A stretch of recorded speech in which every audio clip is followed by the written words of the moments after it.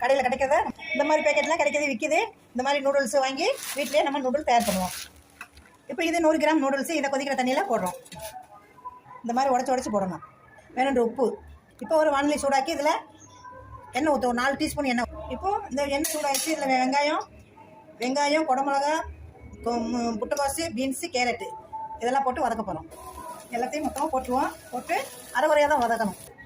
இப்போ நம்ம வெந்துருச்சு, இதை வடைக்க போகிறோம். இந்த மாதிரி கிளறையில் வதக்க போகிறோம்.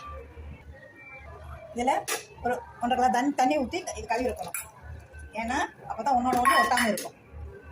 இப்போ நூடுல்ஸை போட்டு இந்த காய்கறி கூட போட்டு கலக்க போகிறோம். இப்போ மிளகு பவுடரு பொடிச்சு வச்சுருக்கு, இதை கலக்க போகிறோம். இதை லாஸ்ட்டில் போட்டு கலந்தாச்சு. இப்போ சர்வ் பண்ண போகிறோம். இப்போ இது மேலே இது மாதிரி கெச்சப் டொமேட்டோ சாஸ் போட்டு அப்படி போட்டு சர்வ் பண்ணணும். இந்த மாதிரி